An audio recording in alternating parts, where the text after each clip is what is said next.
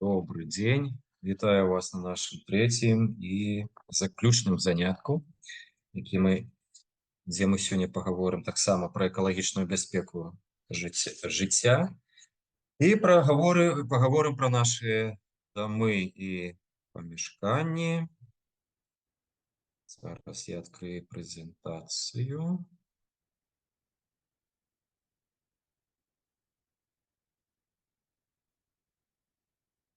Так, прэзентацыя бачна, так? Ну і хацеў бы нагадаць, што па ходу, калі будуць нейкія пытанні, то падымаеце руку. Калі раптам я руку не заўважу, то тады умешваецеся ў нашу размову, голасам можете сказаць.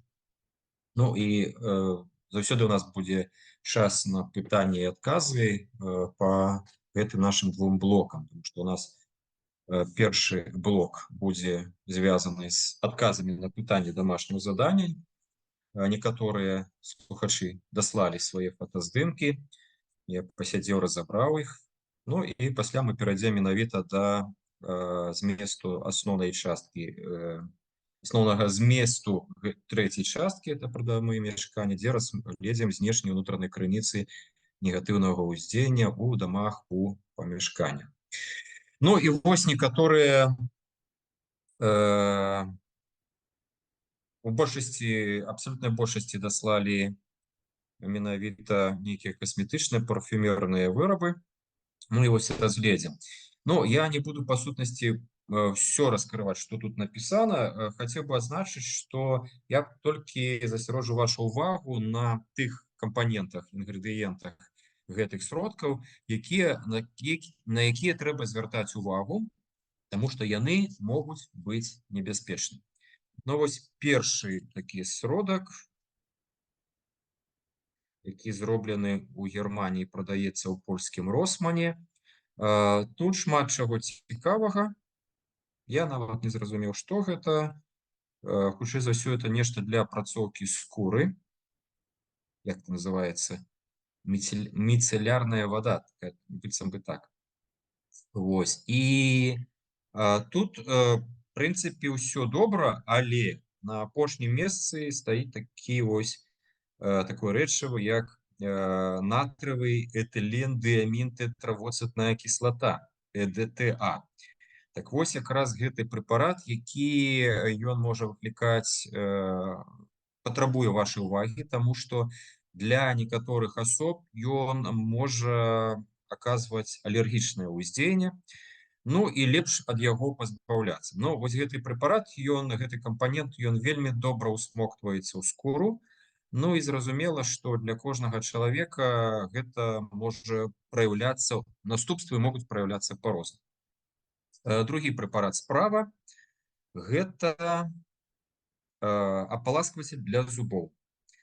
Дарэчы, вельмі трэба асцярожна да іх адносіцца у сувязі з тым, што ў іх ёсць.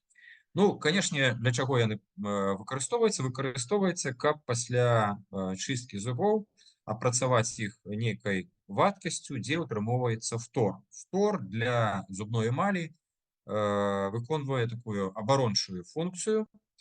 І, ну, гэта добра. Ну, па-першае, тут на упакоўцы паказана, колькі ўтрымоўваецца фтору, таму што не трэба зашмат яго нашаму арганізму, нашым зубам. Але трэба прачытаць, што ёсць у складзе, які інгрэдыент. Ну, вот тут мне выклікалі два сродкі. Гэта прапіленгліколь.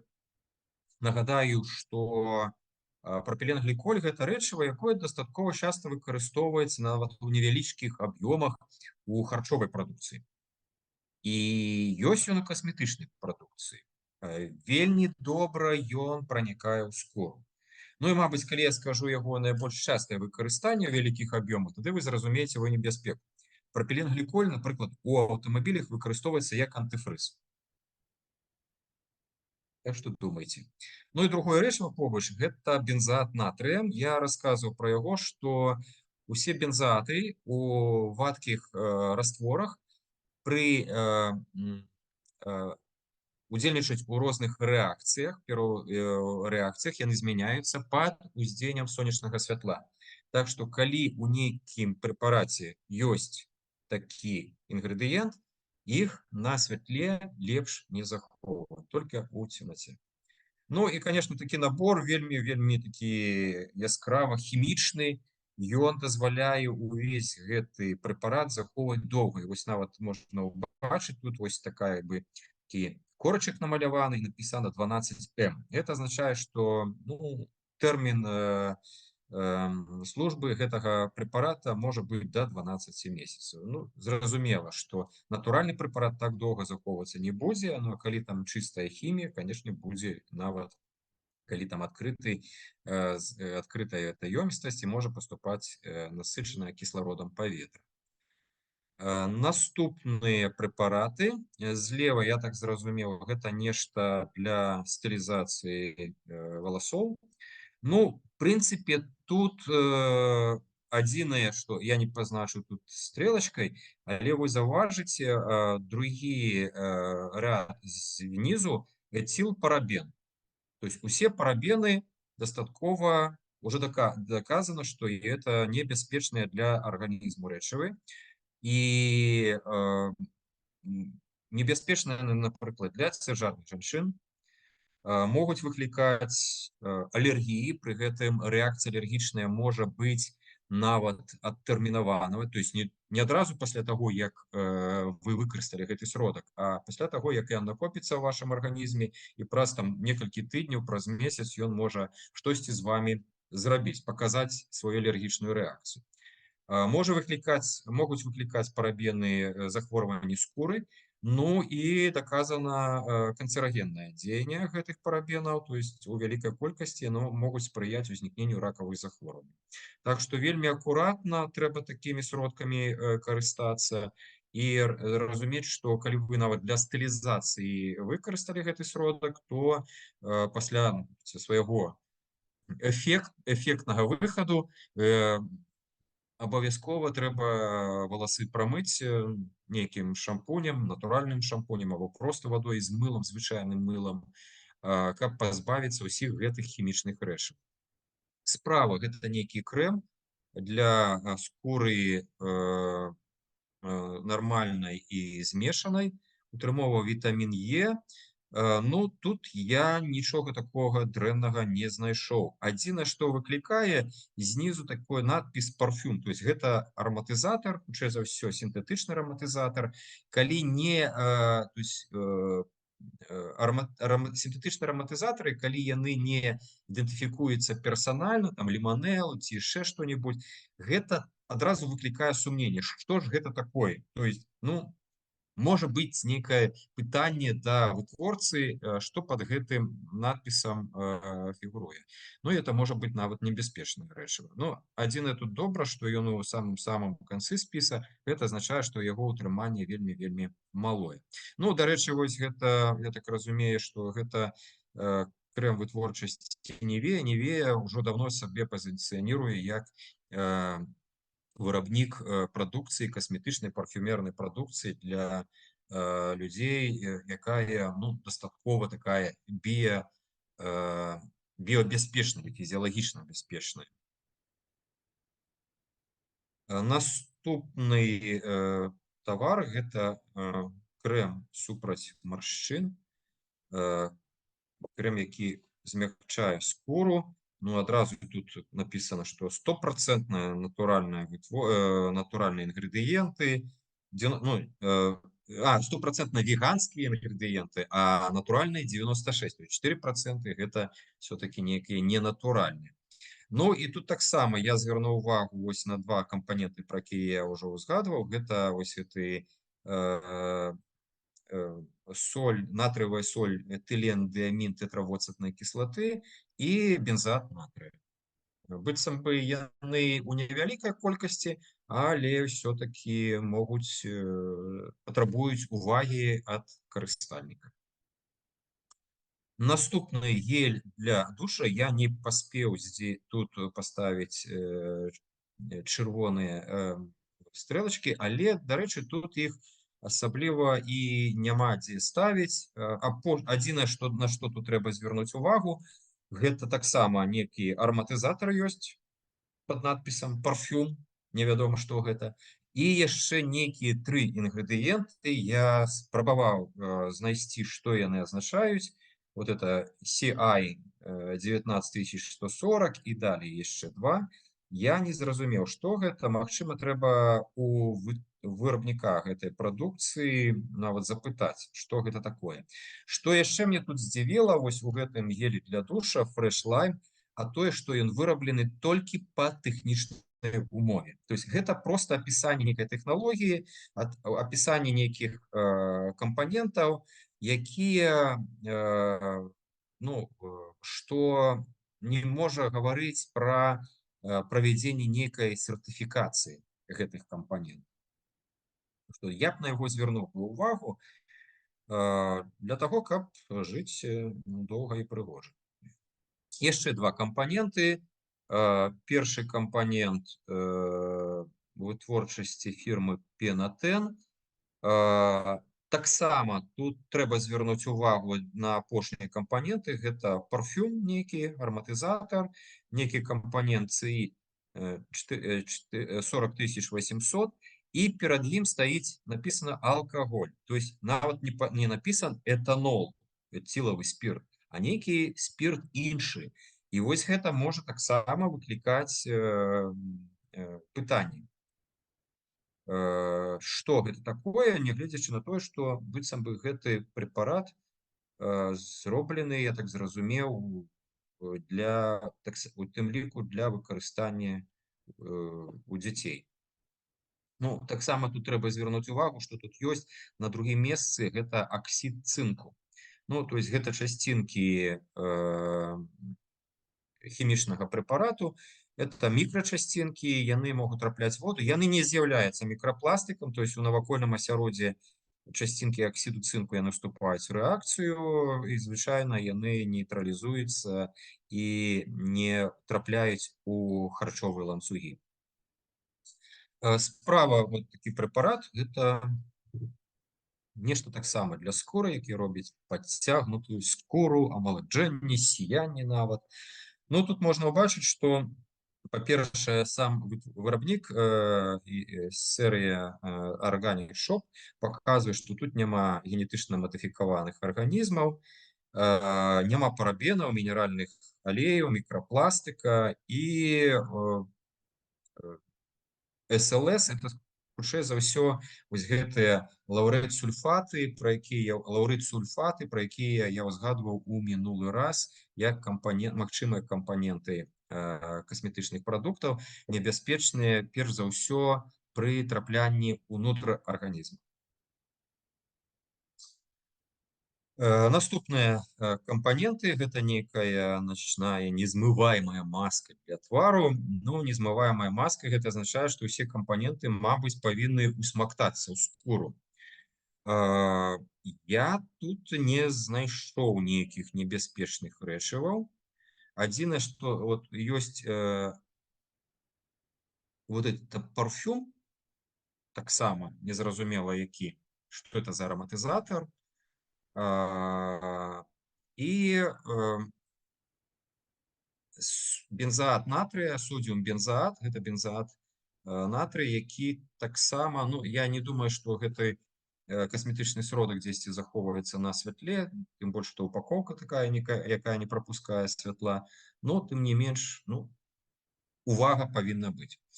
Яшчэ адзін кампанент, тут навогуле это нейкі прадукт фірмы Гарнье, якая адразу напісала, што яна не праводзіць іспытанні гэтых прэпаратаў на жывёлаў.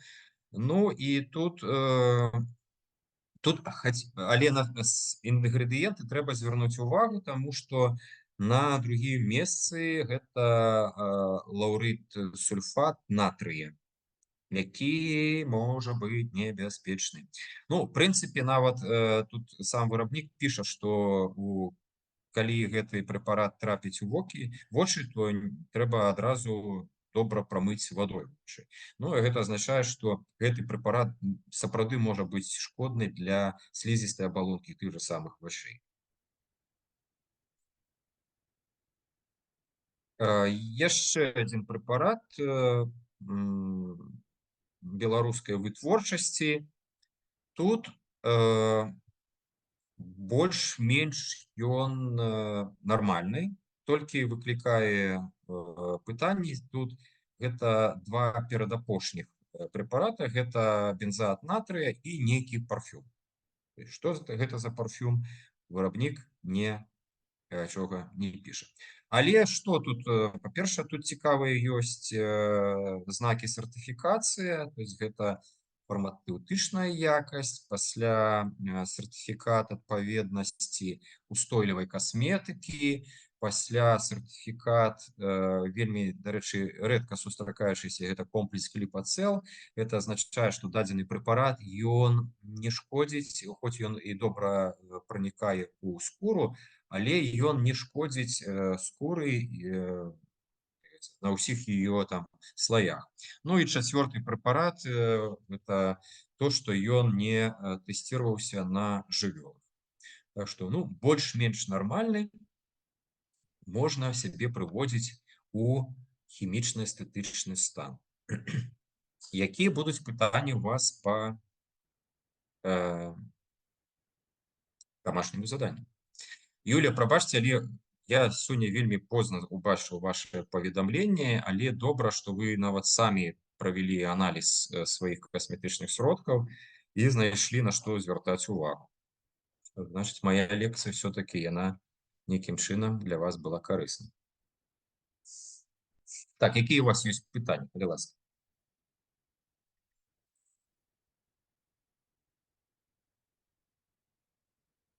Так, ну, пытанняў, значыць, няма. Значыць, мы пераходзім да нашага асноўнага блоку і пагаворым пра нашы дамы і памяшканні, пра тое, якія ёсць крыніцы негатыўнага ўздзеяння. Ну, навогуле, калі гаварыць пра дамы і памяшканні, то заўсёды там існуюць некалькі мноства фактараў, якія робяць наша жыццё недобрым, кароткім, хворым і так далее. І першая група фактараў гэта знешнія крыніцы негатыўнага ўздзеяння. То есть нашы дамы, нашы памяшканні, яны знаходзяцца ў нейкім асяроддзі, і яны стаяць, па-першае, на паверхні зямлі, якая таксама вылучае пэўныя негатыўныя фактары. Нашы дамы, нашыя памяшканні знаходзяцца ў паветраным асяроддзі, дзе адбываюцца самыя розныя працэсы. Ну і у нашыя дамы прыходзяць рэсурсы, якія мы выкарыстоўваем. Ну, дарэчы, пра тыя жыццёвыя рэсурсы, якія да нас прыходзяць, у нас сёння мы не зможам іх характарызаваць. Ну, перш за ўсё, это вода, то есть это питная вода, это теплая энергія, гэта электраэнергія. Ну, найбольшую, конечно, цікавасць выклікае гэта вода, якая ёсць у наших кранах. Ну, гэта тэма асобнай нейкай лекцыі, тому что якой можа быць вода ў кранах, у дамах, у памяшканнях, як вызначаць яе якасць, на якія кампаненты трэба ўвагу звяртаць. Ну, магчыма, калі-небудзь мы пра гэта з вами пагаворым. Але вось калі вылучаць знешнія крыніцы негатыўнага ўздзеяння на нашы дамы і памяшканні, якіх вы жывеце, тут можна вылучыць некалькі такіх галоўных фактараў. І першае, на якія я хацеў бы звярнуць, асабліва для тых дамоў, якія знаходзяцца ў гарадах, гэта акустычнае ўздзеянне, гэта шум, якія напрамую звязаны, напрыклад, з вібрацыяй. Ну, вось паказаны асноўныя крыніцы шума. Гэта, па-першае, знешні так званы паветраны шум, які ідзе ад крыніц гэтага шуму. Перш за ўсё, гэта аўтатранспарт, гэта чыгуначны транспарт, гэта авіятранспарт, гэта будаўнічая тэхніка, якая можа запрацаваць дзе-небудзь там у 6 гадзін раніцы ці ў 7 гадзін раніцы, і мы вымушаны цярпець гэтае шумавое ўздзеянне. Ну, для чалавека любое шумавое ўздзеянне, оно звязана з успрыманнем нашай сістэмай наших аналізатараў. Перш за ўсё, гэта слых, які перадае сігнал у галаўны мозг. І пастаянны хранічны высокі ўзровень такога шума ён будзе не спрыяць нашаму здароўю. А таксама у нашых, калі асабліва мы жывем у шматпавярховых дамах, вельмі небяспечны гэта так званы ударны шум, то есть які звязаны з тым, што дзесьці нашы суседзі раптам там пачалі там або падлогу падбіваць, там будаўнічыя нейкія работы, працуюць дрэлью той же самай. Напрыклад, я жыву зараз тут у Польшчы, у Варшаве, по-беларуску гэта 4-й паверх. У меня зверху жывуць людзі, якіх, мабыць, падлога зроблена з ламінату, без нейкага ізаляцыйнага матэрыялу, без падложкі мяккай. І калі на гэты ламінат у іх нешта падае, то гэта вельмі добра чуваць у мяне. Ну, зразумела, што хутчэй за ўсё і я таксама ўздзейнічаю на суседзяў знізу, таму што я не правяраў, якой якасці ў мяне ламінат, гэта не я яго тут клаў, это гаспадар тут клаў, але хутчэй за ўсё таксама я аказваю такое шумавое ўздзеянне на сваіх суседзяў. Паветраны шум можа быць у нашых дамах і памяшканнях таксама ад працы якой-небудзь гукаўзмацняльнай тэхнікі або гукавой тэхнікі. Напрыклад, моцна працуючы тэлевізор, нейкі музычны цэнтр, радыё і так далей. Гэта, канешне же, для абкружаючых гэта не вельмі добра. Ну, ёсць так званы структурны шум, гэта шум, ну і правільна сказаць, нават вібрацыі, які звязаны з пастаянным дзеяннем нейкіх механізмаў. У шматпавярховых дамах гэта, напрыклад, можа быць ліфт. І, дарэчы, усе ліфты, яны зараз праходзяць, звычайна вырабнікі, яны праводзяць сертыфікацыю па ўзроўню шуму ствараюць. Ну, наш беларускі манапаліст, это Магілёў ліфт Маш, ён зараз, дарэчы, правёў вельмі добрую мадэрнізацыю, і тыя маторы, якія працуюць на беларускіх ліфтах новых, яны ўжо лічацца не такія шумныя, як яшчэ выпускаліся калісьці ў 10 гадоў таму назад. Вельмі небяспечна, калі дамы знаходзяцца і памяшканні недалёка ад транспартных магістраляў, таму што менавіта шум ад транспартных сродкаў ён з'яўляецца небяспечным. І ва многіх краінах свету для такой вот ізаляцыі дамоў і памяшканняў ад крыніц паветранага шума, ад аўтатранспарта робяць спецыяльныя гукаахоўваныя экраны, якія дазваляюць адбіць гэтую шумавую хвалю і не трапіць яе да памяшкання. Ну і у большасці выпадкаў у краінах свету і ў Беларусі таксама ёсць нормы гукавога асяроддзя для начнога перыяду, то есть калі чалавек звычайна адпачывае. Но гэта ўзровень да 20 дэцыбел. То есть гэта ўзровень шуму, які стварае голас, звычайны чалавечы голас. Ну і максімальна магчымы ўзровень шуму, які не стварае нейкай небяспекі, это дзесьці 90-95 дэцыбел. Калі больш, гэта ўжо для чалавека, асабліва пры хранічным уздзеянні, гэта небяспечна для яго нервовай сістэмы. Так што трэба жыць ціха. Наступная крыніца, знешняя крыніца негатыўнага ўздзеяння, але которую мы ствараем і час ад часу у сябе у дамах і ў памяшканнях, гэта электрамагнітнае выпраменьванне. Крыніцамі электрамагнітнага выпраменьвання з'яўляюцца электрапрыборы, якія ёсць у нас. Гэта тыя ж электрычныя правады, гэта нашы мабільныя тэлефоны, гэта мікрахвалёвыя печкі, гэта музычныя цэнтры, тыя ж самыя маніторы, асабліва старых тэлевізараў, якія называюцца прамянёвыя былі маніторы. Вадкакрысталічныя маніторы, яны ўжо валодаюць большай небяспекай. Ну і яшчэ важнай крыніцай электрамагнітнага ўздзеяння з'яўляецца гэта лініі электраперадач, якія могуць знаходзіцца каля дамоў. Дарэчы, ёсць пэўныя правілы. Дарэчы, чаму шкодна электрамагнітнае выпраменьванне? Ці ведаеце вы яго ці ведаеце вы пра біялагічныя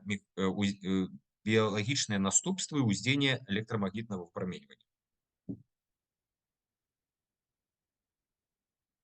Ларыса махае галавой, значыць, не ведае. Тэарэтычна ведаю. Но Теоретично. Ну, я теоретично тільки і можу розказати. Я сказала, хотела сказать приблизно. Ну, так, ну, коротенько так паспрабую растлумачыць, чаму шкодна электрамагнітнае выпраменьванне. Дарэчы, мы з вами таксама з'яўляемся крыніцай электрамагнітнага выпраменьвання, таму што яно электрамагнітнае поле, яно ўзнікае вакол любога электрычнага правадніка. То есть там, дзе цячэ электрычны ток, там узнікае электрамагнітнае поле. А дзе ў нашым арганізме цячэ электрычны ток? По крови. Не, Тростинки. не. Ну, туды нейроны всякие. Так, нервовы імпульс. Гэта, па сутнасці, нервовы імпульс, то есть вакол нервовых валокнаў ствараецца электрамагнітнае поле. Пэўнай напружанасці, пэўнай часціні. І вось гэта наша электрамагнітнае поле, яно звычайна вельмі стабільнае. І нешта Алесік пастаянна выпадае з нашай лекцыі. Так вось, і калі вот, напрыклад, чалавек Homo sapiens sapiens, мы з вами, якія жывуць на нашай планеце, мы з вами ўжо прыстасаваліся да электрамагнітнага поля нашай планеты.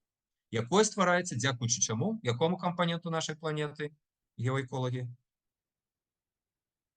Магнітному полю, якое Не, ёсць. магнітнае поле, дзякуючы Ну, чаму? ядро, Ядро, конечно. Наше ядро нашай планеты, геоэколагі не хочуць гаварыць, саромеюцца, мабыць.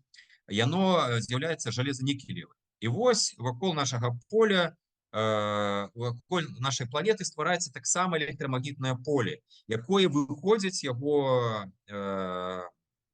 правильно сказаць, хвалі, яны выходзяць якраз з магнітных полюсоў нашай планеты. І вось калі паглядзець на рысунак электрамагнітнага поля нашай планеты, яно нагадвае разрэзаны яблык. То есть каля полюсоў яно меншае, каля экватара яно большае. Ну і вядома, вы ведаеце, мабыць, наступствы такога поля. То есть каля полюсоў у арктычных і палярных зонах назіраецца, напрыклад, які цікавы працэс прыгожы? Палярнае зянне. То есть гэта у сувязі з тым, што калі на нашу планету, да нашай планеты падыходзіць электрамагнітнае, моцнае электрамагнітнае поле Сонца, яно пачынае, яно у палярных абласцях, яно пранікае бліжэй у трапасферу і выклікае зараджаныя часцінкі ў гэтых слаях. І яны пачынаюць свяціцца рознымі колерамі. То есть іоны там, натрыя, кальцыя і так далее. Вось яны свецяцца і ўзнікае вось гэтае палярнае зянне, або там чырвона, або сіняе, або жоўтае і так далее. У залежнасці, якія рэчывы там утрымоўваюцца ў гэтай атмасферы. І вось гэтае палярнае зянне, гэта не вельмі добра, таму што калі на нашу планету прыходзіць моцная электрамагнітная хваля ад Сонца, яна вельмі моцная. Яна пачынае сціскаць электрамагнітнае поле нашай планеты. І калі сціскаецца электрамагнітнае поле нашай планеты, то есть павышаецца яго шчыльнасць, гэта ўплывае на наш арганізм. Вось чаму гаваряць сонечныя буры. Сонечныя буры ўплываюць на тых людзей, у якіх нейкія праблемы з нервовай сістэмай. А нервовая сістэма рэгулюе ў нас усё. І зрок, сардэчную работу сэрца і так далее. І калі вось прыходзяць сонечныя буры, сціскаецца электрамагнітнае поле нашай планеты, тады пачынаюцца нейкія непарадкі з электрамагнітным полем чалавечага арганізму. Так вось уявіце, што замест электрамагнітнага поля Сонца моцнага, якое час ад часу на нас націскае, мы ствараем гэта электрамагнітнае поле каля нас. І яскравым прыкладам шкоднасці электрамагнітнага поля з'яўляюцца нашыя мікрахвалёўкі, дзе якраз бачна, як вось гэтае магутнае поле, электрамагнітнае поле, там ёсць спецыяльны выпраменьвальнік, ён уздзейнічае на нейкі прадукт. То есть мы размяшчаем у мікрахвалёўку, умоўна, кавалак мяса, або нам трэба там бульбу разагрэць, або яшчэ нешта. І вось гэтая хваля, яна праходзіць праз слой ежы, і яна ўзаемадзейнічае з усімі рэчывамі, якія там ёсць, і перадае сваю энергію у выглядзе цеплыні, і прадукт награецца.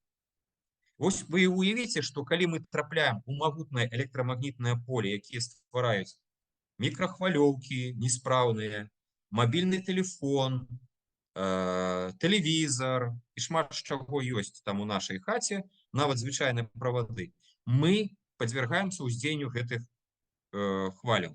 І мы, па сутнасці, пераўтвараемся тое мяса або тую бульбу або нейкі прадукт, які засоўваем у мікрахвалёўку.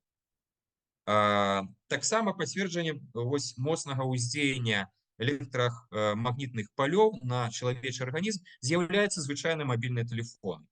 Калі вы пачынаеце размаўляць па тэлефону, вы его прыкладаеце да вуха, і пасля некаторага часу вы, мабыць, адчуваеце, што вуха ваша награецца.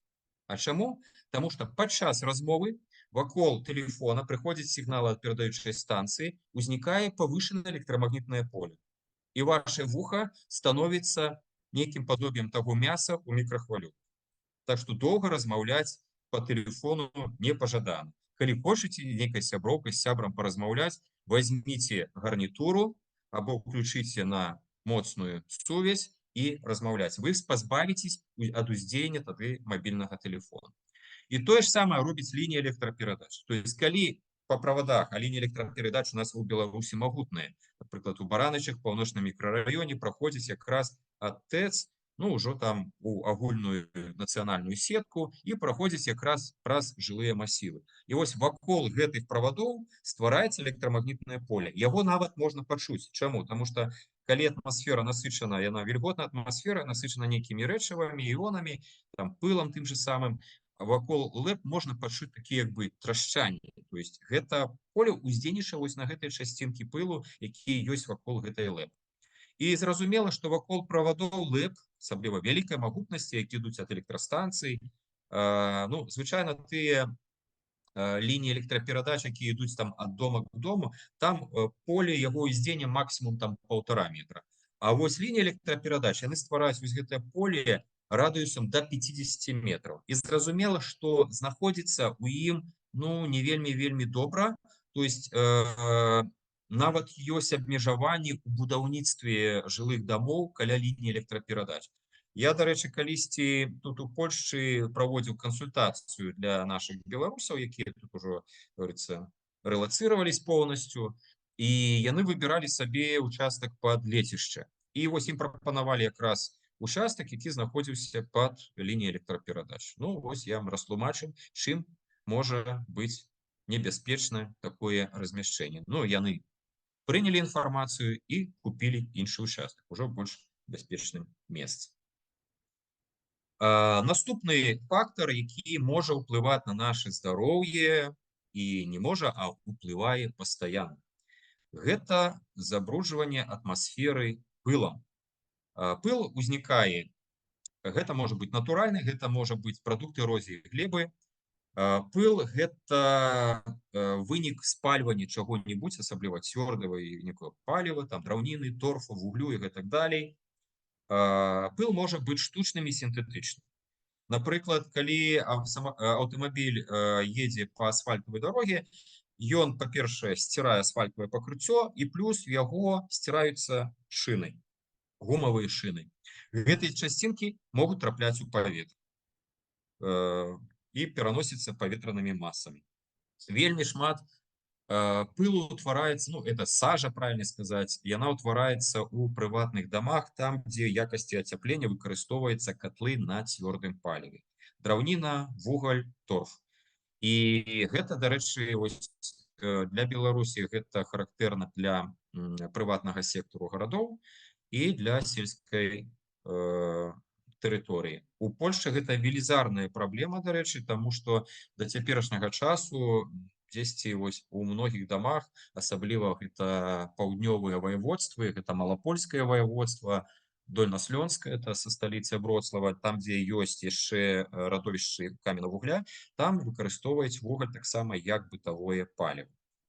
І гэтыя часцінкі, якія маюць памеры 10-25 мікраметраў, яны вельмі шкодныя, таму што яны могуць трапіць у арганізм, яны проста-напросто затрымліваюцца ў альвеолах лёгкіх і могуць спрыяць узнікненню розных захворванняў дыхальнай сістэмы. То есть уже доказано то, что астмы, павышаны ўзровень захворванняў на астму ў гарадах, гэта вынік пылавога забруджвання. Ну, што можна зрабіць? Па-першае, праводзіць дома вільготнае прыбіранне, то есть час от часу протирать поверхню мэблі, паверхню подлогі вільготную праводзіць. Гэта устанавливать новые шклопакеты, якія не будуць пропускать паветра. Ну и, конечно же, сачыць за обстановкой. Ну, я хотел бы показать вось два ресурсы, где можно убачыць реальную обстановку у адносінах да пылавога забруджвання. Ну, это беларускі ресурс, это такі грамадскі проект RMQ BY. Калісьці у ім было больш за 100 датчикаў пылавога забруджвання. Зараз засталося менш. Ну, па-першае, ён ужо працуе, гэты праект 10, 4, мабыць, уже, да, больш за 4 гады. І ён дазваляў нават прыватным ініцыятарам размясціць у сябе ў пакоі такі датчик пылавога забруджвання. Ну, вот у бранычах 4, мы пачыналі з 4 датчикаў, застаўся працаваць толькі один. То есть некаторыя выйшлі з ладу, то есть не працуюць, некаторыя не працуюць у сувязі з тым, што гаспадары ўжо не жывуць і не могуць там забяспечыць пастаяннае электразабеспячэнне і Wi-Fi для гэтых датчикаў. Але гэты сервіс працуе, у бранычак адзіны датчик знаходзіцца на вуліцы Леніна і вельмі яскрава паказвае это забруджванне. Ну, вось я звычайна учора зрабіў скрын гэтай карты, і толькі вот Магілёве там некі ёсць ужо паказчык, які не чырвоненькі, які ўжо з'яўляецца сігналам, што трэба падумаць. Усе гэтыя паказатели, яны так званыя сігнальныя, то есть яны не з'яўляюцца, што там дакладна, это ўжо небяспечна. Справа ў тым, што гэта сігнальныя паказчыкі, якія павінны паказаць чалавеку, што ён павінен правесці нейкія мерапрыемствы, каб зменшыць уплыў пылавога забруджвання. Дарэчы, у нас у Беларусі ў сістэме дзяржаўнай сістэмы маніторынгу навакольнага асяроддзя таксама павінна праводзіцца аналіз пылавога забруджвання тэрыторый гарадоў. Але, наколькі я ведаю, час ад часу я гляджу справаздачах кожны год, які аддае Міністэрства прыродных рэсурсаў, там датчики або працуюць, або не працуюць. І працуюць толькі гэтыя два датчики ў Мінску. Ось. Один на станції, метеорологічнай станції, яка зараз знаходзіцца у Уручча, то есть это па-за межамі такой асноўнай забудовы, а другі працуе ў цэнтры горада на праспекце Скарыны. Ось. Ну, зразумела, што два датчики на ўсю Беларусь гэта вельмі мала. Ну, я хацеў бы паказаць прыклад яшчэ аднаго ресурса. Дарэчы, на другі ресурс паступаюць звесткі ў тым ліку з Беларусі. Гэта вось ресурс, які называецца AQICN.org. І ён датычыцца той планеты, то есть гэтыя датчики стаяць па ўсёй планете. Это была такая инициатива программы развития, программы по навакольнаму асяроддзю Организации Объединенных Наций. И вот для Польши актуально, я час от часу гляжу, что у меня тут творится каля майго дома, где я живу. І, зразумела, што я маску ад такога пылу не апранаю, але, вільготнае прыбіранне магу зрабіць. Ну, і вось, як я гаварыў, што у гэтую сістэму таксама ўключаны і беларускія датчики, у тым ліку вось гэты, які працуе у нас у Баранавічах на вуліцы Леніна. Ну, а тое, што змест пылу у паветры гарадоў вельмі розны, вось паказвае такая пашыраная еўрапейская карта. Бачыце, можна ўбачыць там і 150, нават 264 частин на метр кубічны, то есть это небяспечна, то есть нават колер паказвае бяспеку або небяспеку тых ці іншых паказчыкаў пылавога забруджвання. Так што звяртайце на гэта ўвагу. Наступны небяспечны сродак, на які трэба звярнуць увагу ў нашых памяшканнях, это радон. Радон гэта газ, радыактыўны газ, які валодае альфа-выпраменьваннем, які з'яўляецца прадуктам распаду радыю. А радый ёсць у зямной кары. Асабліва шмат яго вылучаецца пры натуральным распадзе граніта таго ж самага. І асаблівасцю радона з'яўляецца тое, што гэта вельмі лёгкі газ, які па нешчыльным пластам зямлі падымаецца да яго паверхні. І асабліва добра ён накопліваецца ў памяшканнях. У памяшканнях, напрыклад, падвальных памяшканнях, якія не праветрываюцца, Радон трапляе таксама ў нашыя памяшканні разам з вадой, калі яна не праходзіць доўгай тэхналагічнай апрацоўцы. Напрыклад, вот калісьці ў паўночным мікрараёне Баранович вода праходзіла адразу са свідравін, то есть только там холодная вода і гарячая вода, якая награвалася літаральна там на кацельнай паблізу ад нашых дамоў. Вось, то есть калі, напрыклад, яна праходзіць там, як у цэнтры горада Баранович, яны апрацоўку, то есть спецыяльныя там бассейны, дзе ідзе аэрацыя, хлорирование, там очистка и так далее, там радон у большасці выпадкаў губляецца. Але у закрытых памяшканнях, неправветрываных памяшканнях радон можа накоплівацца. Альфа-выпраменьванне радона небяспечна тым, што яно лёгка пранікае ў наш арганізм і валодае вельмі велізарнай іанізуючай здольнасцю. То есть радон, частины радона, альфа-выпраменьвальнікі уплываюць на молекулы в нашем организме и выкликаюць стварэнне так званых свободных радикалов. Свободные радикалы — это частинки рэчываў, якія як драпежнікі уступаюць у хімічную реакцию з іншымі рэчывамі і робяць іх нестабільнымі. То есть гэта дастаткова небяспечна. Таксама доказана гэта ўплыў радону на арганізм чалавека і яго і наступствы ў выглядзе рака лёгкіх. Таксама трэба вельмі з гэтым асцярожна. І для памяшканняў ёсць спецыяльныя нормы ўтрымання радону для у розных краінах по-рознаму, там дзесьці ў Беларусі, наколькі я ведаю, до 100 беккерель на метр кубічны, у Польшы до 200 беккерель на метр кубічны. То есть гэта стандартная норма ўтрымання радону, і правераць можна толькі праз трэба выклікаць спецыяліста з радыёметрам, і ён будзе правяраць гэта ўтрыманне радону. Але заўсёды, паўтараю, раніцай праснуліся, праветрылі памяшканне, асабліва тыя, якія знаходзяцца з самага нізу. Калі гэта 5-й паверх, то радон хутчэй за ўсё можа трапіць толькі да кухоннага або ваннага пакоя разам з вадой. Вось, калі гэта у вас ёсць прыватны дом, хутчэй за ўсё гэта ў падвале ён будзе накоплівацца, таксама трэба перыядычна яго памяшканне гэтае праветрыць. Можа узнікнуць пытанне наконт таго, што радон жа выкарыстоўваецца як лекавы сродак. Сапраўды, у Беларусі ёсць некалькі радовішчаў мінеральнай вады, якая насычана радонам. І вядомы, у Дзятаўскім раёне ёсць 2 санаторыі, радон і альфа-радон, дзе выкарыстоўваецца гэты газ як лекавы сродак. Але па сутнасці вось гэты радон і яго альфа-выпраменьванне у гэтых санаторных установах ён выкарыстоўваецца як своеасаблівы стымулятор клетак, якія запаволілі сваю актыўнасць.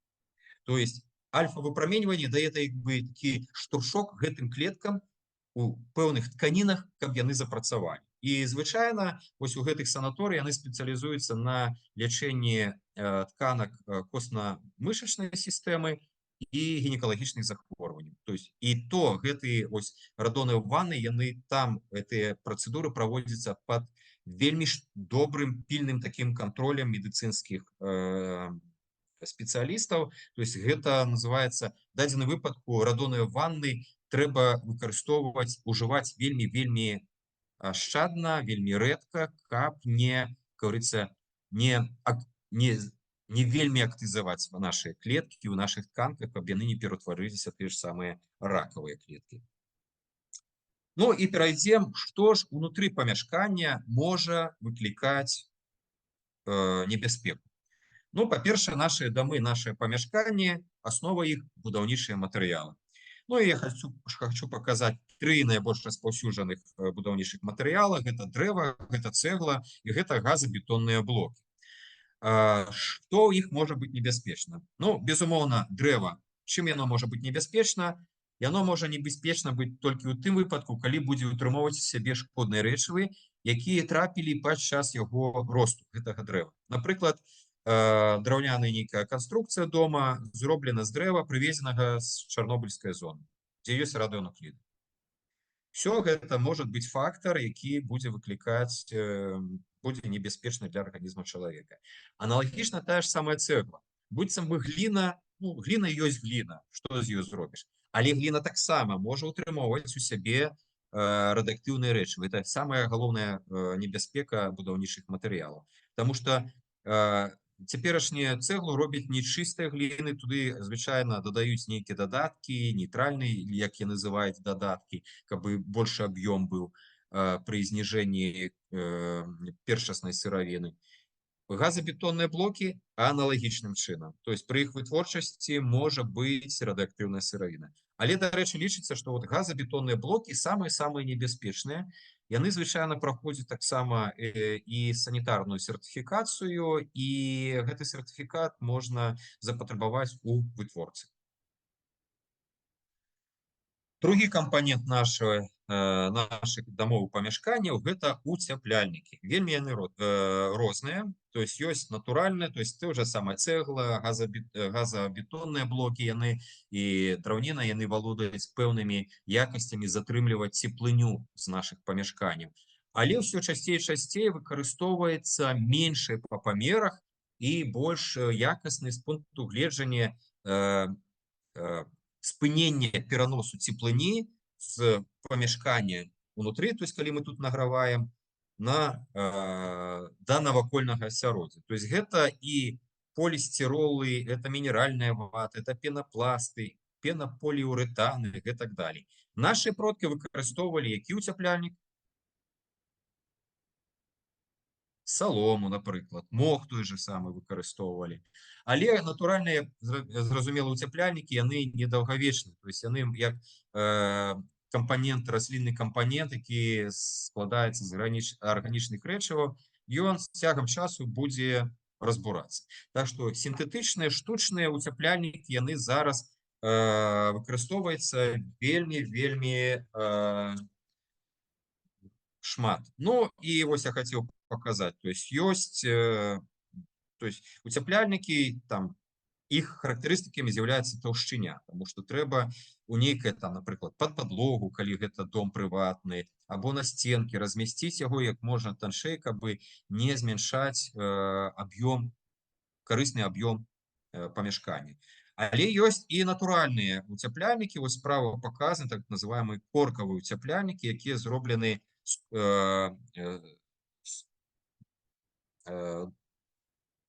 з коркі, это частка сцябла дуба коркавага, які дастаткова дарагі гэты матэрыял, але багатыя людзі яго час ад часу выкарыстоўваюць. Ну і чым яны яшчэ добры, таму што ён мае такую натуральную структуру, і нават яго пасля можна ўжо не апрацоўваць, то есть ён ужо будзе эстэтычна прыгожы. Адным з самых небяспечных уцяпляльнікаў з'яўляецца полістырол, той, што які мы ведаем як пенапласт. Я ўжо пра яго ўзгадваў на мінулых занятках, таму што і хацеў бы нагадаць, што полістырол у сваёй вось гэтай пластычнай масе ён можа утрымоўваць стырол, то есть мономер, які з'яўляецца канцэрагенам. Ён шкодны для нашых нырак, для нашай печані. Так што калі і выкарыстоўваецца полістырол, яго вельмі, то есть ён валодае вельмі добрымі, то есть энергаякасцямі, то есть затрымлівае цеплыню, не дае вылучацца з нашых дамоў. Але гэты полістырол заўсёды трэба вельмі шчыльна нейкім чынам, як говорится, ізаляваць. Конечно, это не пленку некую зацягваць, гэта спецыяльная штукатурка робіцца, яго трэба ізаляваць, каб паветра вакол яго не дахадзіла да нашага арганізму. Ну і зразумела, вось полістыролавыя пліты, іх размяшчаюць у адносінах да нашага памяшкання звонку, то есть бліжэй да навакольнага асяроддзя, не ўнутры, а звонку. Ну і вось як звычайна робіцца, то есть в дадзеным выпадку гэта нейкая мінеральная вата. Дарэчы, мінеральная вата, якая робіцца або з базальту, або шкла, яна лічыцца экалагічна бяспечнай і заўсёды праходзіць экалагічную сертыфікацыю. У прадаўца заўсёды можна патрабаваць сертыфікат якасці, дзе таксама ёсць характарыстыка менавіта з пункту гледжання экалагічнага, біялагічнага, фізіялагічнага. Наступная кампанент нашего памяшкання гэта напольнае пакрыццё. То есть у кого-то напольнае пакрыццё гэта звычайныя дошкі. Гэта, мабыць, самае добрае для выкарыстання і для экалагічнай бяспекі. Але мы любім, каб было прыгожа, каб было танна, таму выкарыстоўваем, напрыклад, напольнае пакрыццё, якое мы называем лінолеум, якое робіцца з полівінілхларыду. Таксама я нагадваў пра полівінілхларыд, то, што ён у сваёй масе можа ўтрымоўваць манамер вінілхларыд, які валодае канцэрагеннымі дзеяннямі. І нават якасць любой лінолеум, любое вот такое синтетычнае напольнае пакрыццё, яно праходзіць абавязкова сертыфікацыю. То есть у сертыфікаты якасці, які можна у магазине, дзе вы купляеце лінолеум, будзе пазначаны яго ступень бяспекі. Ну і самому можна нават ацаніць экалагічную якасць такога лінолеума.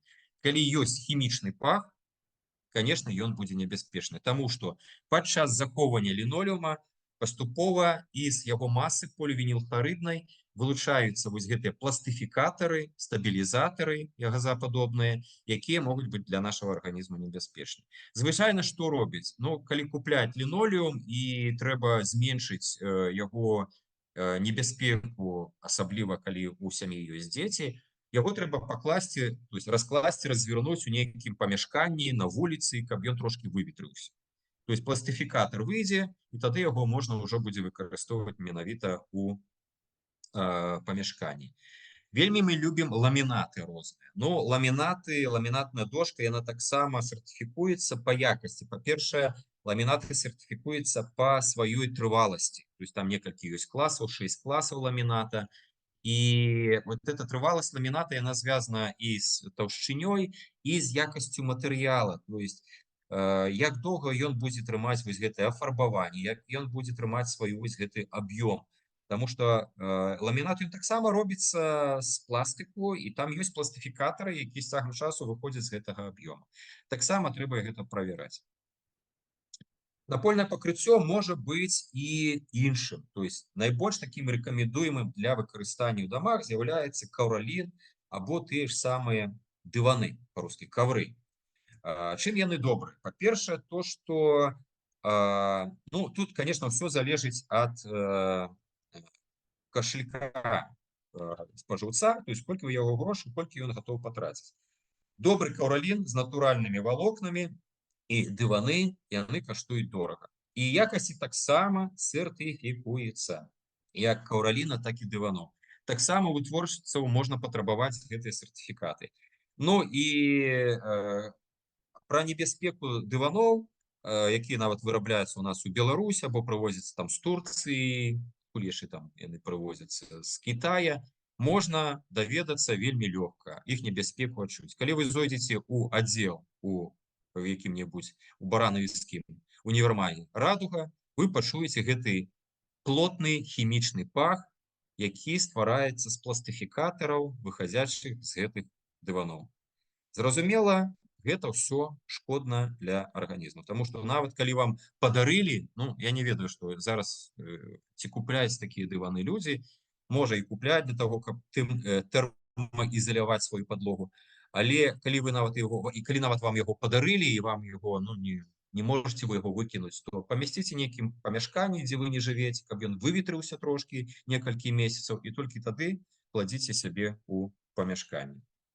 І нагадваю, што для напольнага пакрыцця і каўраліны і дываноў абавязкова патрабуецца сертыфікацыя. Без сертыфіката гэта з'яўляецца нелегальная прадукцыя.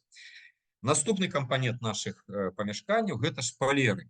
Таксама гэта тыя будаўнічыя матэрыялы, якія патрабуюць сертыфікацыі. Чаму? Па-першае, гэта звязана з фарбай. Фарба можа ўтрымоўваць цяжкія металы. Яна можа ўтрымоўваць у сваёй фарбе нейкія сінтэтычныя рэчывы, якія пры з цягам часу будуць вылучацца ў паветра вашага памяшкання. Таксама звяртайце ўвагу, патрабуйце гэтыя сертыфікаты якасці. Таму што, размясціўшы шпалеры ў сваім пакоі, вы іх ствараеце, калі яны небяспечныя. Напрыклад, выходзіць нейкі пластыфікатар, то асабліва гэты всякія вінілавыя шпалеры, вы падвяргаеце рызыцы сваё здароўе і сваіх родных. Час ад часу мы любім рабіць рамонт у сабе дома, што-нибудь пафарбаваць, прывесці ў нармальны лад. Так што лакафарбавальныя матэрыялы у нашым жыцці сустракаюцца дастаткова часта. Што такое лакафарбавальныя матэрыялы? Гэта сумесь растваральнікаў, пігментаў, напаўняльнікаў, смолаў і розных дадаткаў. І самымі небяспечнымі з'яўляюцца растваральнікі. Потому что калі мы пафарбавалі нешта, мы нанесли пігмент або раствор пігменту, і гэты раствор павінен там застацца. А вылучаецца растваральнік. Ён, асабліва ў цёплых памяшканнях, вельмі хутка з вось гэтага слоя пафарбаванага слоя вылучаецца ў прастору, дзе знаходзіцца пафарбаваная рэч. Ну і вось я хацеў паказаць 4 найбольш распаўсюджаныя сумесі растваральнікаў, асабліва это сумесі, якія якраз у беларускіх фарбах вельмі часта эмалевых сустракаецца. Вось это што у склад уваходзіць? Талолы, этанолы, бутанолы, ксілолы, бутылацетаты, этылцелюлоза в якасці напаўняльніка. Ну, вось талуол і ксілол – гэта рэчывы, якія вельмі хутка пранікаюць, нават калі яны выпарыліся ў памяшканне, яны могуць трапіць у наш арганізм з дыханнем або праз скуру. Так што нават калі вы фарбуеце, абавязкова апранайце пальчаткі, гумавыя пальчаткі, каб праз скуру рук гэтая фарба не трапіла ў ваш арганізм. Бутылацетат аналагічным чынам уздзейнічае, і ўсё гэта накаплівае ў нашай печані і нырках і можа прыводзіць нават да моцных атручванняў. Ну і таксама сумленныя вытворцы лакафарбавальных матэрыялаў абавязкова праводзяць сертыфікацыю. Калі вы не маеце там значка, што гэта, калі вы бачыце, што лакафарбавальны матэрыял зроблены толькі на падставе ТУ, тэхнічных умоў, і не мае ніякай сертыфікацыі, лепш ад іх адмовіцца. Не падвяргайце сваё жыццё, сваё здароўе гэтаму іспытанню. Вельмі часта з России поступаюць у Беларусь лакафарбавальныя матэрыялы з такім шкодным набором растваральнікаў. То есть часам яны, ведаеце, рэкламуюць сваю лакафарбавальныя матэрыялы і вытворцы тым, што гэты фарба хутка высыхае. Так вось, чым хутчэй яна высыхае, тым шкадлівей гэтыя растваральнікі. Калісьці я сам з гэтым сутыкнуўся, мне ўжо жыла кошка моя віскі, і вось я нешта дома пафарбаваў, і кошка так надышалася гэтай фарбай. Ну, яе ж нігдзе не закрыеш у памяшканні, яна сунецца, і вось яна нанюхалася этой фарбай, і яна сапраўды, там была ее прыкмета атручвання, то есть яе сліна цекла, яна была там амаль што ў стане такой, ну, не смерці яшчэ, але у вельмі шкодным. Прыйшлося выносіць яе на балкон, класці яе на чыстае паверх. Ну, мне не было там кіслароднай маскі, але все-таки яна трошки адышлася. Але я лічыў, што гэта якраз і растваральнік на яго паўздзейнічаў. Вырашыла яна, мабыць, іспытаць на сябе яго ўздзеянне. Так што з гэтым вельмі асцярожна. Дастаткова бяспечныя для чалавека гэта фарбавальныя матэрыялы, якія эмульсійныя. То есть яны зроблены на аснове эмульсіі, воднай эмульсіі, якая звычайна, ну, больш-менш бяспечна для чалавека. Ну і вось якія могуць быць наступствы. То есть калі кароткачасовое уздзеянне, это галаўны боль, но это такое невралагічнае уздзеянне, хронічнае уздзеянне, это стамляемасць, слабасць, доўгатэрміновае уздзеянне, это пашкоджанне нервовой сістэмы, але таксама это может быть раздражненне скуры, слізістай вачэй, дыхальных шляхоў. А пры доўгатэрміновых эфектах, асабліва у людзей, якія працуюць на будоўлях, там аддзелачнікі так званыя, то есть там могуць быць і хронічныя рэспіраторныя захворванні, бронхіт, астма, алергіі, рак скуры, лёгкіх, нырак тых же самых, печані і так далее. Так што трэба вельмі асцярожна. Ну і вось экастандарты, яны што звычайна правяраюць на фарбах? Это абмежаванне там ёсць па ўтрыманню таксічных, канцэрагенных і небяспечных для воднага асяроддзя кампанентаў. Это абмежаванне па ўтрыманню біяцидаў, то есть рэчывы, якія напрамую ўздзейнічаюць на жывыя арганізмы. Это фталаты, гэта галаген-утрымліваючыя арганічныя растваральнікі, там хлор, бром утрымліваючыя, адсутнасць цяжкіх металаў, асабліва свінца, калісьці Ліда лакакраска рабіла фарбы са свінцом, і пасля, калі вось гэты ўжо слой фарбы адшалушваўся, то есть на часцінкі драбіўся, вось гэтыя свінец утрымліваючыя часцінкі маглі трапіць у лёгкія. І таксама вось стандарт уключае нізкі змест лятучых арганічных злучэнняў і ўзровень эмісіі гэтых злучэнняў сухой плёнкі. То есть як вось узровень эмісіі, гэта азначае вось хуткасць вылучэння газападобных гэтых рэчываў у паветра, пасля чаго яны могуць трапіць і ў арганізм чалавека. Мэбля таксама адзін з небяспечных кампанентаў нашага памяшкання, таму што мэбля гэта комплексны прамысловы тавар. Ён утрымлівае ў сябе самыя розныя матэрыялы. То есть мэбля бывае драўляная, мэбля бывае мяккая, мэбля бывае скураная, якая там ратангавая і так далее. Ну вось лічыцца, што найбольш небяспечнай з'яўляецца гэта мэбля, якая зроблена так званого масіва дрэва. Ну, конечно, яна дарагая. Ратангавая мэбля дастаткова бяспечная. Ну, а ось мяккая мэбля або там якая-нибудь сталовая мэбля, якая выраблена перш за ўсё з таких вось такой сыравіны, як МДФ пліты і ДСП, это дравесна-стружачныя пліты, яны могуць быць небяспечны. Чаму? Таму што ў якасці гэтыя матэрыялы вырабляюцца часткова з драўніны, натуральнай драўніны, але здрабнёнай драўніны. І вось гэтая стружка, напрыклад, ДСП тое ж самае, или ДВП, драўніна-валакністыя пліты, яны змяшчаюць самы небяспечны сродак, гэта вось гэты клей, які склейвае гэтыя часцінкі, драўняныя часцінкі. І вось гэты клей можа быць небяспечны, таму што у былыя гады, яшчэ гадоў 15 назад, самым распаўсюджаным сродкам для вырабу ДСП, ДВП было фенол-фармальдэгідныя смолы. А про фенол-фармальдэгід я вам рассказываю. Памятаеце про карболавую кіслату, про карболку, якую апрацоўваюць пасажырскія вагоны ад шкоднікаў, ад інфекцый розных, ад вірусаў. Так вось, ДСП, ДВП магло атрымоўваць такое рэчыва, якое, то есть, зроблены нейкі стол, зроблены шафа, кухонны комплекс з такой пліты, і паступова з масы ДСП вылучаецца гэты фенол-фармальдэгід і кансервуючы ўздзейнічае на вас. Але вы не закансервуецеся, просто ваш арганізм пачынае губляць сваё здароўе. Так што зараз усе гэтыя мэбля, ну, вот гэтыя пліты, МДФ, ДСП, ДВП, яны абавязкова праходзяць сертыфікацыю і вылучаюць 4 класы. То есть на самой упаковцы мэблі і на сертыфікатах, якія ёсць у гандлёвых сетках, абавязкова паказаны клас эмісіі шкодных рэчываў. Там ёсць 4. Е0, Е1, Е2, Е3. Звяртайце ўвагу только на Е0, Е1. Гэта небяспечны ўзроўні. Е2, Е3 гэта ўжо, Е0, Е1 гэта бяспечны ўзроўні, а Е2, Е3 гэта ўжо небяспечны, якіх трэба пазбаўляцца. І таксама ёсць праблема, ну, і ў Беларусі, напрыклад, і ў Польшы, тут ёсць такія прыватныя вырабнікі, якія мэблю робяць, як гавораць, хутка, танна і так далее. Так вось, ад іх вы сертыфіката і вы не зможаце патрабаваць. Ну, можа быць, яны вам пакажуць, якую сыравіну яны купілі. Але, ну, як бы, такой у звычайнай практыцы, то есть, калі вы нешта замаўляеце, там, шафу або кухонны комплект, я не думаю, што гэты прадпрымальнік абавязкова вам пакажа гэты сертыфікат. То есть, яго трэба патрабаваць.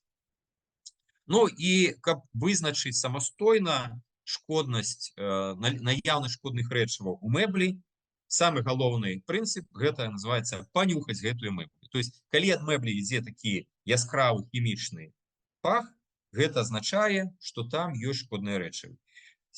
Мэбля без эмісіі яна будзе бяспечная. Мэбля з наяўнай эмісіяй вылучэння вось гэтых пахучых хімічных рэчываў, яна будзе небяспечна для вас. Так што нават калі вы прыехалі або вам падарылі якую-нибудь там старую мэблю, ну, лепш правядзіце яе хімічную апрацоўку, там, может, вільготную апрацоўку, праветрыце яе добра, каб пазбавіцца гэтых шкодных рэчываў. Ну і, дарэчы, набор вось гэтых фактараў – это будаўнічыя матэрыялы, напольнае пакрыццё, шпалеры, мэбля, якую назапашваем у нашых дамах, яна стварае так званы сіндром старога дома. Калі у памяшканні, у жылым памяшканні ствараецца вось гэтая пастаянная крыніца уплыву, негатыўнага ўплыву на арганізм чалавека. Як пазбавіцца синдрома старого дома, ну, пазбавіцца ад гэтых старасцяў усіх, змяніць напольнае пакрыццё, змяніць шпалеры, апрацаваць дом, пазбавіцца ад знешняга ўздзеяння негатыўна, напрыклад, шумавога ўздзеяння і так далей. Калі ласка, Ларыса. Не могу зразумець. То бок, я ці правильно я разумею, што старая мэбля выпраменьвае, вылучае нейкія дрэнныя пакі, там яшчэ штось, а Новая мэбля вылучае небяспечныя рэчывы, але мэбля, асабліва мяккая мэбля, яна назапашлівае ўсё роўна ў сваёй масе вось гэта небяспечныя рэчывы, якія паступова за час яе жыцця туда прыходзяць. Это той же самы пыл, нейкія хімічныя сродкі, якія вы дома выкарыстоўваеце. Яна назапашвае гэта і пасля паступова утвараецца вось гэтая эмісія, яшчэ дадаткова нейкая эмісія. Ну, але мне здаецца, што новыя матэрыялы, чым навей, тым больш у іх новых нейкіх элементаў рэчываў прыдуманых і больш... Ну, зразумела, таму што вырабнік хоча зрабіць сваю прадукцыю больш таннай. Ён выкарыстоўвае гэтыя, называецца, пластыфікатары, там, некія іншыя дадаткі, каб зрабіць ее больш таннай, каб ее хутчэй зрабіць, каб ее хутчэй прадаць і атрымаць прыбытак. Так што трэба рабіць ремонт, але вельмі так это акуратна глядзець. Абережна, так. Што на што меняем. Інакш наш дом пакажа вось такія вось зубы. Ну і перайдзем яшчэ, это у нас, мабыць, апошні блок, але дастаткова велізарны, гэта бытавая хімія. У мінулы раз у нас не было часу, я абяцаў, што мы да яго вернемся. Но сродкі бытавой хіміі робяць наше жыццё больш лёгкім, то есть дазваляе прыбраць нейкі бруд, зрабіць нашу памяшканне прыгожым, шкло празрыстым і гэтак далей. І нягледзячы на тое, што ёсць шмат прыкладаў выкарыстання натуральных сродкаў, все ведаюць, напрыклад, што для мыцця посуду можна выкарыстоўваць якія натуральныя сродкі, хто ведае? Мыло, соду, гарчыцу. Так, ну, перш за ўсё, ну, мыло гэта все-таки штучны ўжо сродак, а з натуральных сродкаў гэта з'яўляецца гарчыца і сода. Сапраўды, нават посуд з тлушчом можна содай і гарчыцай вельмі добра адмыць. Самае галоўнае правіла пры выкарыстанні натуральных сродкаў гэта тыя паверхні, якія вы хочаце чысціць, яны не павінны быць ужо забруджаны до такой ступені, што там, мабыць, толькі ўжо з ножом можна чысціць гэты там тлушч або нейкія іншыя напластаванні. Але ўсе мыйныя сродкі чалавецтва прыдумала для таго, каб палегчыць наше жыццё. Называецца, напырскаў на нешта, працёр трапачкай і ўжо ўсё чыста. Але ў гэтым якраз і небяспека, таму што для дасягнення сваіх якасцей, вось гэтых хуткіх якасцей, хуткага дзеяння у бытавой хіміі могуць сустракацца вось такія негатыўныя кампаненты. Фасфаты, фасфанаты, гіпахларыд натрыя, актыўны хлор для абясшкоджвання, хуткага абясшкоджвання. Я ўжо ўзгадваў ЭДТА, гэта этыл, дыямін, тетравоцетная кіслата. Это аксіліраваныя паверхнасна-актыўныя рэчывы, гэта аптычныя адбельнюванні, фармальдэгід, сінтэтычныя араматызатары і фталаты. І сярод усіх кампанентаў бытавой хіміі, якіх заўсёды дома вельмі шмат, вылучаюцца тыя ж сінтэтычныя мыйныя сродкі. Чаму яны вылучаюцца? Таму што калі мы, напрыклад, шкло папырскалі, прамылі і быццам бы яно чыстае, сінтэтычныя мыйныя сродкі, якія дазваляюць нам бруднае адзенне ператварыць у чыстае, яны вось гэтыя кампаненты негатыўныя, яны ў сябе могуць накопліваць. То есть сярод тканіны накопліваюцца гэтыя кампаненты. Я, дарэчы, сам у Польшчы сутыкнуўся, калі павёўся на рэкламную акцыю, купіў нейкі пральны парашок, і пасля першага прання я звычайныя майкі свае папраў, пачысціў, памыў, і я іх апранаў, я разумею, што мне пачынаецца раздражненне скуры, і ну, прыйшлося іх адпраўляць назад у пральную машыну і ўжо без гэтага мыйнага сродка, просто вадой прапаласкаць.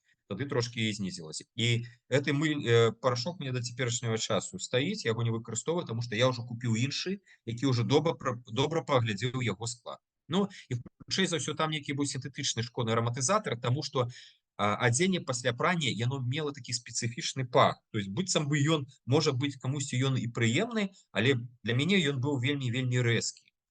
Добрае адзінае, што было, што пасля прання, то есть пасля праса, пасля нагрэва гэты араматызатар, ну, вылучыўся, знік, і ўжо можна было это адзенне выкарыстоўваць. Там у чаце нейкі хто-то напісаў, але я яго не бачу. Сода, так. Ну і пройдземся па гэтых кампанентах. Фасфаты. Но фасфаты у мыйных сродках звычайно вось таким чынам азначаюцца. То есть это я па-ангельску напісаў, таму што у Беларусь час ад часу трапляюць або нашы вытворцы, асабліва і баранавічы, як-то забыўся, як нашы завод бытавой хіміі, які мае знак. Бархім, во. Яны абавязкова змяшчаюць фасфаты. Фасфаты нужны ў мыйных сродках, асабліва вось парашках, для умякчэння вады. Але самая галоўная праблема фасфатаў у тым, што пасля прання яны са сцёкамі трапляюць у навакольнае асяроддзе. Фасфаты это звычайна біягенныя кампаненты. То есть трапляючы ў прыроднае асяроддзе, яны спрыяюць актыўнаму развіццю жывых арганізмаў. А гэта жывыя арганізмы, гэта водарасці, якія выклікаюць эўтрафікацыю вадаёмаў.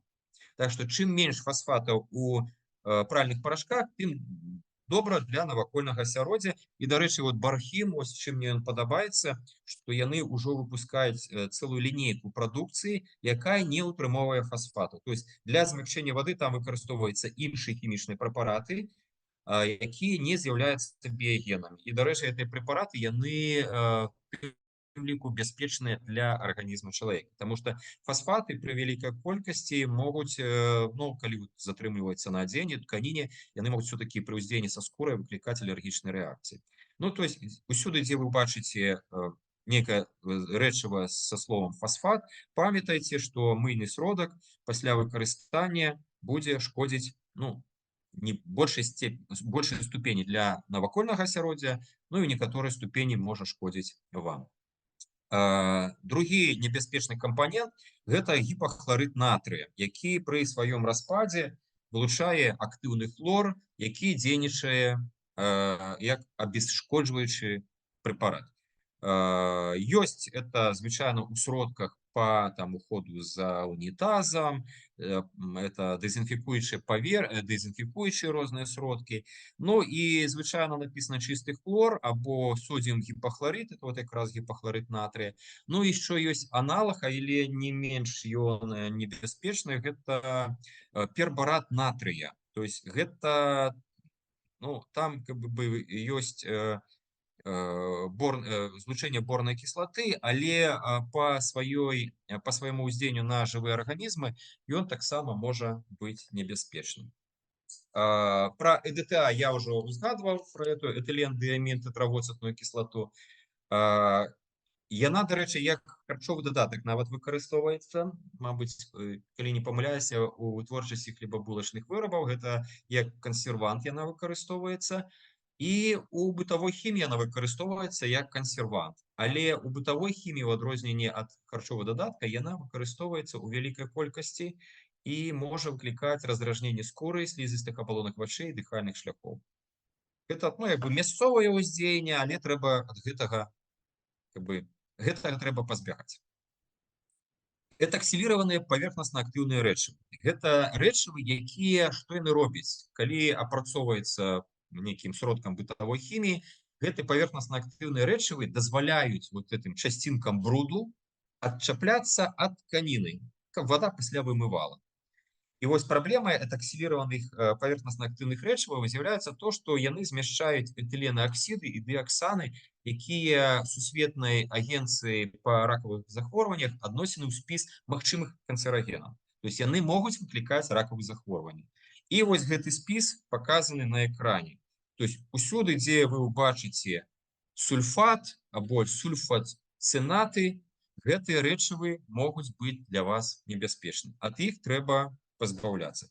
І зразумела, што гэтыя рэчывы, дарэчы, калі вы нават пасля змываеце вадой, вы прамываеце нейкую там тканіну або яшчэ паверхню некую вадой, яны будуць трапляць у водныя сцёкі, трапляць да навакольнага асяроддзя, а пасля нехта пойдзе купацца вадасховішча Мышанка, і невядома яшчэ, як ваш арганізм адрэагуе на гэтыя тэленаксіды дыаксану. І это не толькі пра вадасховішча Мышанка, я гавару, гэта пра любыя вадаёмы, якія з'яўляюцца, называецца, прымаюць у сябе сцёкавыя воды. Не толькі гарадоў, але нават і вясковых населеных пунктаў. Аптычнае адбельванне.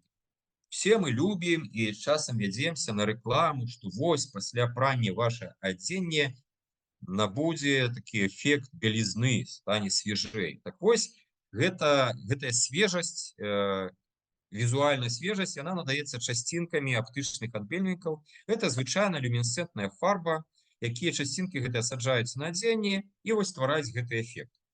І па сутнасці гэтыя часцінкі люмінесцэнтнай фарбы гэта той жа самы мікрапласт. Па-першае, гэта яны могуць гэтыя часцінкі накаплівацца ў тканіне і паступова вымывацца далей. Ну і доказано, што аптычныя адбельваннікі, это все сінтэтычныя рэчывы, могуць выклікаць раздражненне скуры і алергічныя рэакцыі. На што звяртаць трэба ўвагу ў любым прэпараце бытавой хіміі? На сінтэтычны араматызатар. І добра, калі там написано ліманен, лінанлол, гераніол. То есть гэта эфірныя масла, якія падобны на тыя, якія утрымоўваюцца ў лімоне, ў герані і так далей. На што звяртаць увагу? На надпіс парфюм. То есть гэта невядома што, вытворца нешта схаваў пад гэтай назвай. Вось ад такіх трэба пазбаўляцца. Сінтэтычныя кансерванты вельмі небяспечныя, высокаалергічныя, выклікаюць дэрматыты, экземы.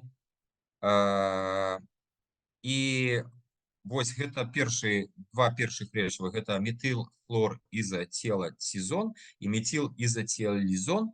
Яны даказаны іх уплыў на скуру і выклік дэрматытаў.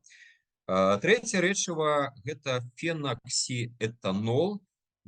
Яно валодае бактэрыяльнымі і фунгіцыдным дзеяннем, то есть удзейнічае на бактэрыі і удзейнічае на грыбы. Так вось, яго хімічнае ўздзеянне, біялагічнае ўздзеянне на наш арганізм вельмі падобна на фармальдэгід. Чацвёртае рэчыва бранапол, або поўная хімічная назва 2-брома-2-нітрапрапан-1-трыдіол. Ён вядомы тым, што лёгка пранікае ў скуру. Ну і зразумела, валодаючы кансерватыўным уздзеяннем для нашай скуры, ён не робіць добрага. Бытавая хімія бывае розная. І, конечно, любыя вытворцы зараз вельмі імкнуцца паказаць свайму спажыўцу, што ў іх все добра. Ну вось такая ёсць лінейка Сінергетик, это нямецка-расійскі вырабнік, на беларускім рынку сустракаецца вельмі часта. І яны часам любяць сябе пазіцыніраваць, што яны бяспечныя для навакольнага асяроддзя, бяспечныя для арганізма чалавека.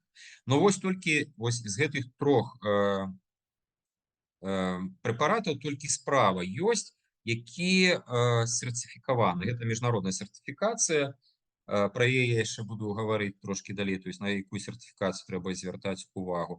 І, дарэчы, вось гэтай лінейкі Сінергетик, яны, наступны будзе слайд, вось яны могуць утрымоўваць сабе шкодныя рэчывы. А вось, напрыклад, злева ў версіі, там ёсць тэнзіды так званыя і функцыянальныя дадаткі, на якія трэба звяртаць увагу, яны могуць быць алергенныя. Якія знакі сертыфікацыі сродкаў бытавой хіміі могуць быць? Можна іх заўважыць. Вось, гэта я іх разбіў на 4 групы, кожны мае сваю адзнаку. Першы, сама ў версіі, гэта Nature Care Products, NCP, і другі Eco Guarantee. Вось гэта, будем так гаварыць, сертыфікацыя на 5 балаў з 5. То есть вот эта сертыфікацыя, яна улічвае усе моманты утрымання шкодных рэчываў, нешкодных рэчываў і так далее. То есть гэта перш за ўсё на гэта трэба звяртаць. Наступны ўзровень на чацвёрачку. Гэта амерыканскі USDA Organic, гэта французскі Экосерт Organic і міжнародны ISEA Organic. Наступная група на троечку. Гэта Экосерт Nature і ISEA Nature. І самы нізкі ўзровень гэта сертыфікацыя, якая можа прыняць утрыманне ў складзе сродка бытавой хіміі нейкага небяспечнага кампанента. І ў большасці ступеней гэты вось значок, ён гаворыць пра бяспеку для навакольнага асяроддзя, а не для арганізма чалавека. Гэта еўрапейскі экалейбл, гэта Экалоджи, это Великобритания, это расійскі лісток жизни, або скандынаўскі Nordic Swan. Так што звяртаць увагу на такія значкі і лепш, як говораць, патраціць час і убачыць, што той ці іншы хімічны сродак небяспечны для вас, менавіта для вас. Калі вы ўжо вельмі экалагічна сумленны, то, конечно, вы будете улічваць, што гэты сродак будзе бяспечны і для навакольнага асяроддзя. Ну і тым самым вы пацвердзіце, што вы абаронца навакольнага асяроддзя. Я, дарэчы, хацеў таксама паказаць, вось я тут у Польшчы пазнаёміўся з фірмай, якая сапраўды робіць экалагічна чысты сродкі. Зараз я святло ў сябе ўключу.